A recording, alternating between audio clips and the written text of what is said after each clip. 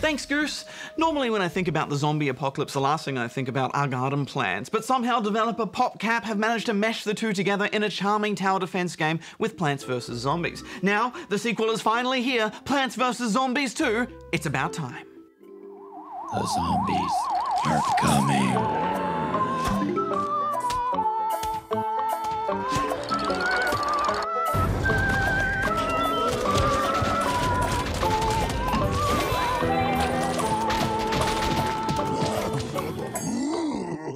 The sequel's name, It's About Time, has a couple of meanings.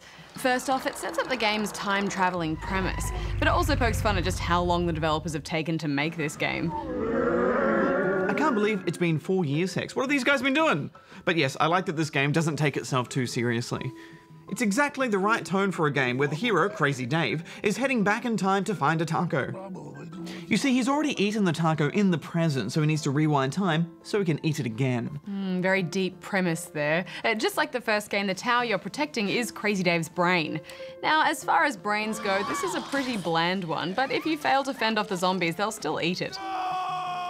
Your only defense against the zombies are those lines of botanic weaponry. Hex, my go-to strategy from the first game is still hardwired in my brain. The zombies are coming. I like to devote a couple of lines up the back to sunflowers because they create extra sunlight, the game's currency for building new plants.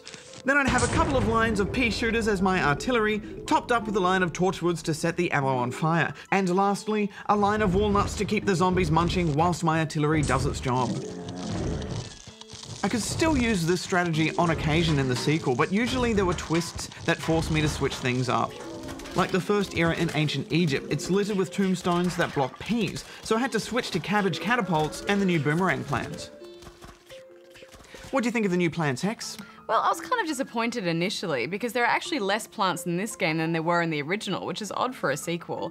But, you know, after a while that less is more approach actually grew on me. You don't have to worry as much about equipping super specific plants like the balloon popping cacti. Plus, I really liked that short-range chompers have been ditched in favour of boxing bok choy. They make for a far more efficient frontline defence, so I found myself using them a lot, especially in the pirate ship levels where your space for plants is limited. Yeah, those pirate levels were great fun. They normally only have 2 full-length rows that act as a boarding plank between your ship and the zombies.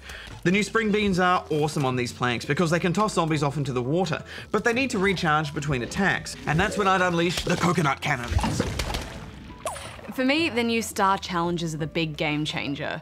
They dish out very specific challenges for you to complete, and you can travel around the map tackling them at your own pace. Like this one where there's a lineup of precious flowers the zombies can't trample. Plus, the hardest bit is at the end when you need to take out 8 zombies in one combo. What?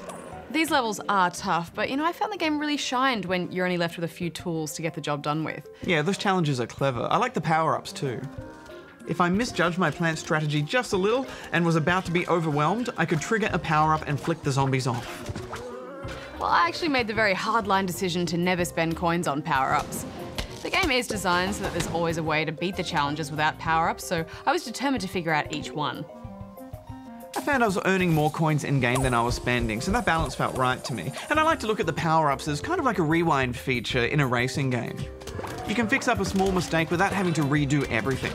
You can tell they've worked on the structure of the free-to-play model here, and I think they got it just right. Absolutely. I mean, the original was a paid game, but I've enjoyed this sequel much more, and I haven't spent a cent on any microtransactions. Yeah, I dropped a few dollars because I was having a good time, and that's a good sign of a free-to-play game when you want to give something back to the developer. I'm giving this 9 out of 10 rubber chickens. It's 8.5 from me.